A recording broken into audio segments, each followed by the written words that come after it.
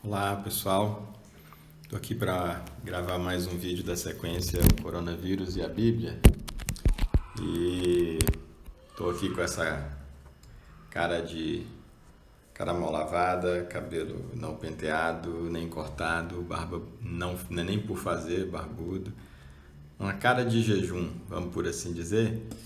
E de fato eu quero falar hoje a respeito de jejum relacionado ao coronavírus. E nenhuma imagem então melhor do que isso. Permita-me expor vocês a essa imagem tão desagradável.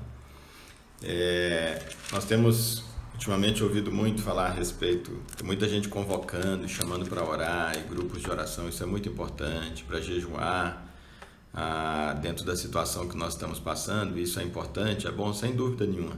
Mas desde que nós entendamos a essência da oração, o sentido da oração, o sentido de buscarmos a Deus e o sentido do jejum. Isaías, eu estava lendo aqui no capítulo 58 e me veio justamente isso à mente. E eu queria compartilhar com vocês, esse vai ser praticamente a leitura do capítulo, vai ser esse episódio de hoje, essa gravação de hoje do coronavírus e a Bíblia. Isaías capítulo 58, Deus diz através do profeta: grita, pois, a plenos pulmões, não te contenhas, levanta a tua voz como um chofar, uma trombeta, e faze ver ao povo a sua própria transgressão. Mostra à casa de Jacó o seu pecado.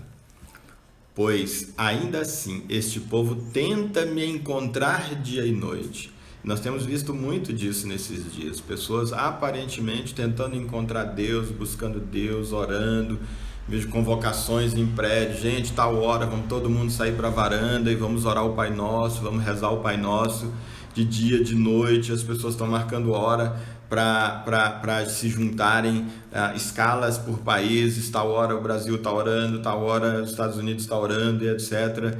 E essa ideia, assim este povo ainda assim tenta me encontrar dia e noite.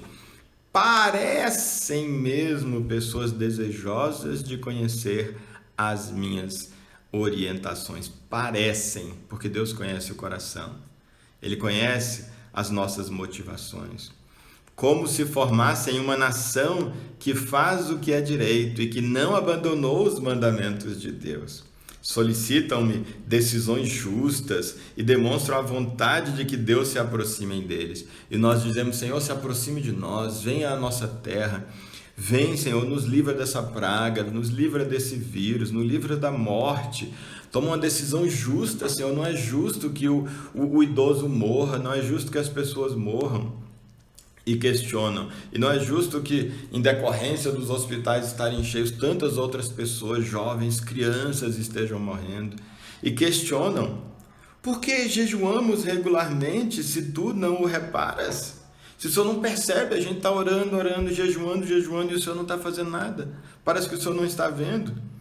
Temos mortificado e humilhado sobremaneira as nossas almas. E tu não tomas conhecimento de tudo isso, o Senhor não percebe.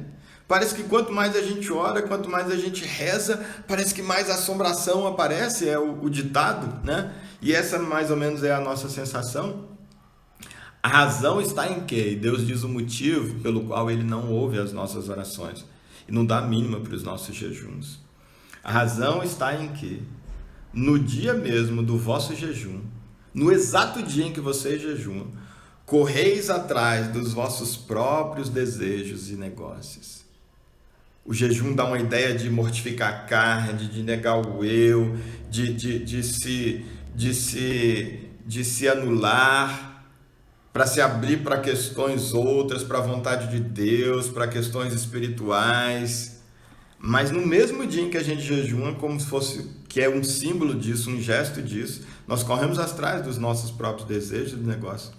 Assim como também explorais os vossos trabalhadores.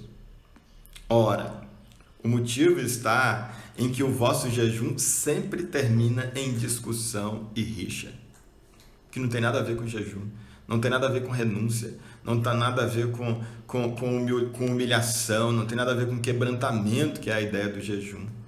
Em brigas violentas, com socos e outras brutalidades. Ah, não. Esse aqui tá errado. No dia que a gente fez o jejum na igreja, na hora que a gente estava jejuando, a gente não saiu na porrada, não. Só que essas brigas não necessariamente precisam ser de socos físicos e pontapés. Podem ser nas redes sociais. A gente pode estar jejuando ou ter acabado de jejuar e estar lá brigando esquerda, direita. Ah, vai pra rua, não vai pra rua. Uma coisa é o tom da discussão, do debate, outra coisa é o tom da briga violenta, da agressividade. E nós muitas vezes estamos fazendo isso até em relação ao próprio objeto da nossa oração, que é o coronavírus. Estamos bipartidos, polarizados, violando a essência, que é a visão do amor e a visão do corpo. Não é possível que continueis a jejuar desse modo e ainda espereis que a vossa voz venha a ser ouvida nos altos céus. Deus diz: esse tipo de oração eu não ouço. Como nós vamos depois meditar sobre a oração do Pai Nosso correlacionada ao coronavírus, essa oração que viola a essência de que eu, a quem vocês oram, sou o Pai e o Pai de todos vocês, mas as atitudes de vocês não são condizentes, vocês estão pedindo para mim proteção de uns em detrimento dos outros, pedindo para mim proteção para sua família em detrimento das outras, para o seu país em detrimento dos outros, pedindo que eu proteja vocês, mas vocês mesmos não cuidam uns dos outros. Ele diz: vocês não esperem que a vossa voz seja ouvida numa situação dessa. Porventura foi esse o jejum que eu idealizei? Apenas um dia separado para o ser humano pareça contrito, como eu aqui estou, essa cara de contrito. Incline a cabeça com o junco no brejo e se deite sobre panos, sacos e cinzas, em sinal de grande lamento. Deixa de pintar o cabelo, deixa de lavar o rosto. E detalhe, eu não estou jejuando.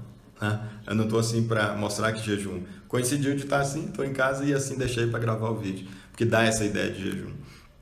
Ora, é isso que chama jejum e dia agradável a Yahvé? Não, nada disso. O jejum que eu desejo, diz o Senhor, o jejum que eu desejo é este. Olha o verdadeiro jejum, a verdadeira renúncia, a verdadeira abstenção, que te liberte das amarras da malignidade, da injustiça. O verdadeiro jejum que eu quero, diz o Senhor, é que você deixe de ser mau, que você deixe de ser injusto, que desfaças as ataduras da opressão, deixa de oprimir as pessoas, com as suas palavras, com os seus gestos, com as suas atitudes, com a sua postura, com a sua exploração financeira, que ponhas em liberdade os oprimidos, as pessoas que estão emocionalmente, inclusive, oprimidas, não só, mas também, ao invés de oprimi-las ainda mais, e que despedaces todo o jugo, toda a amarra, tudo que prende as pessoas, que você desfaça e não que as prenda. Ora, não é partilhar o teu alimento com o faminto. E nós estamos armazenando muito mais para garantir que se um dia vier faltar, nós tenhamos.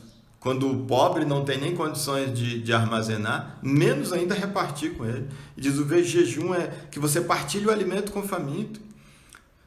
Quando nós ouvimos a notícia de uma possibilidade de um remédio que talvez está estudando, parece que vai ser a cura do coronavírus, eu nem com coronavírus eu corro na drogaria para comprar aquele remédio para garantir, guardar, estocar. Porque se eu vier a ter, eu vou ter a cura, mas tem gente que já está. E se descobrir que é mesmo, ou quiserem tentar nesse que já está com coronavírus, não vai ter. Inclusive pessoas do grupo de risco, que eu nem do grupo de risco sou. Mas eu não sou capaz de partilhar o alimento, nem o remédio. E tem gente que não tem nada a ver com coronavírus. E esse remédio já serve para outras coisas, como a malária. E nós estamos tomando e tirando dessa pessoa que está com malária, que está com outras doenças, que são mortais, se não tomar morre, e eles estão morrendo pela falta de remédio. Porque eu guardei o remédio que eu sequer preciso hoje, para talvez eu precisar amanhã. Diz: o verdadeiro jejum, ele diz, é partilhar o alimento com o faminto, é partilhar o remédio com quem precisa, abrigar o pobre desamparado, vestir o nu e sem teto que encontraste e não recusar tua ajuda ao próximo. Isso aqui nós vamos possivelmente, se realmente se alastrar muito e a economia for afetada, realmente já começou, mas for afetada como nós, mas nós vamos ter muito próximo, muita gente perto da gente. vamos ter a diarista, o vizinho, um colega de trabalho, nós vamos ter pessoas que estão perdendo empregos, empresários, pequenos empresários quebrando, e eles vão precisar da nossa ajuda. E esse é o verdadeiro jejum que o Senhor vai querer ver da gente. E Ele vai recompensar, não talvez necessariamente com o tipo de recompensa que a gente espera, mas com recompensas necessariamente muito maiores. Ele há de recompensar. Quando fizeres assim, quando esse for o tipo de jejum de vocês, o jejum da renúncia para o amor, então a tua luz resplandecerá como a alvorada e prontamente surgirá a tua cura. Para começo de conversa, independente dele tirar o coronavírus, a verdadeira cura é essa, é resplandecer a luz sobre você, porque nós vivemos em trevas, nós vivemos a morte. Quando nós aprendemos a compartilhar, a verdadeira vida surge, nós ressuscitamos, nós encontramos a verdadeira vida e o verdadeiro sentido de viver. Mesmo que formos contagiados pelo coronavírus, tendo jejuado no verdadeiro jejum, que é o compartilhar e cuidar do próximo, e o coronavírus me atingir, e eu morrer pelo coronavírus, eu terei resplandecido como alvorada, porque eu terei encontrado a verdadeira vida. A tua retidão caminhará diante de ti, essa uma maneira digna, maneira correta de viver em amor vai caminhar diante de mim, o que é melhor do que qualquer cura para coronavírus, venha ela acompanhada ou não.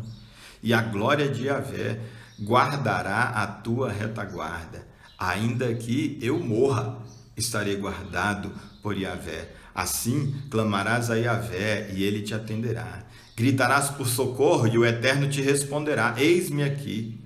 E lembrando que lá em Hebreus diz que Deus clamou ao Pai, aquele que o podia livrar da morte, tendo ele sido ouvido, mas Jesus morreu.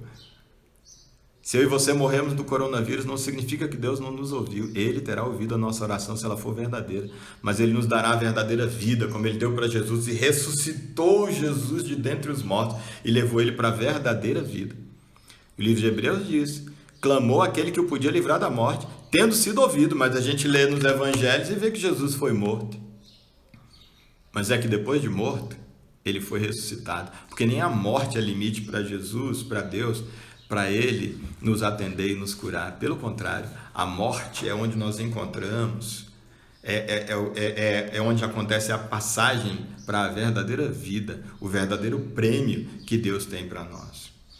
E Ele diz, eis-me aqui, diz, mas isto, se afastares do meio de ti o jugo opressor, a língua e os gestos acusadores, a falsidade do falar, inclusive os fake news, né? As notícias falsas, as mentiras, as acusações, os gestos, inclusive nas redes sociais e inclusive sobre o ponto que nós estamos buscando a ajuda de Deus.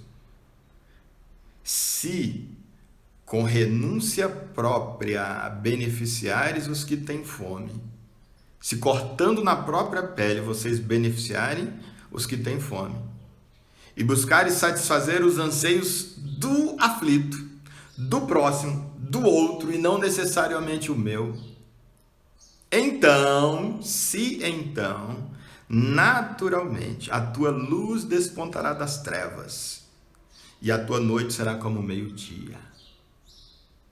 Nada vai te atingir. Ainda que as circunstâncias te atinjam, você não será abalado. Ainda que elas te rodeiem, te alcancem, você não será abalado. Porque em Deus, em Cristo, nós somos superiores a qualquer adversidade, atingindo-nos elas ou não.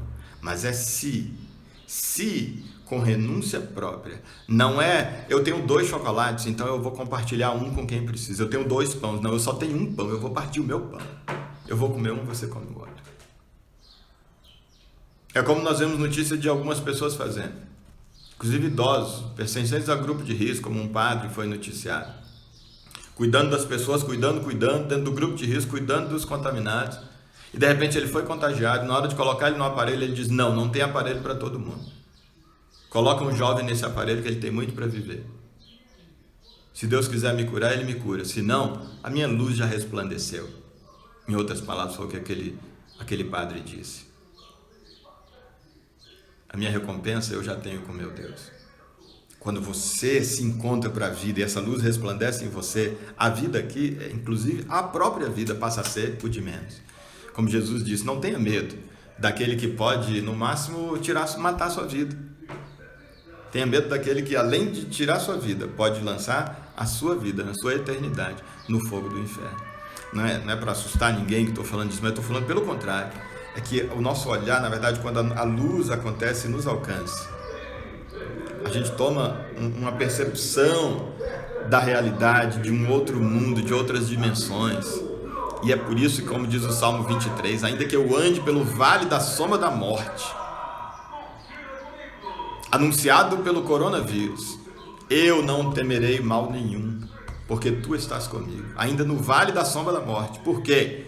Porque, como diz Jó, ainda que eu já tenha morrido e enterrado, e a terra já tenha comido todo o meu corpo, eu sei que o meu Redentor vive, e que ele há de me restaurar, e eu hei de contemplá-lo face a face. Ah, como eu almejo esse dia! Para aquele a quem a luz, a verdadeira luz, e João apresenta Jesus como essa luz que o mundo não reconheceu, que nós rejeitamos. Quando essa luz resplandece em nós, o nosso olhar muda, a nossa percepção muda, e tudo muda. Esse, meus irmãos, é o verdadeiro jejum. Que esse seja o nosso jejum. Jejuando também de comida ou não, detalhe. Mas esse é o verdadeiro jejum. O verdadeiro, a essência do jejum. E que esse seja o nosso jejum. Em tempos de coronavírus e fora de tempo de coronavírus. Em nome de Jesus, meu irmão. Amém.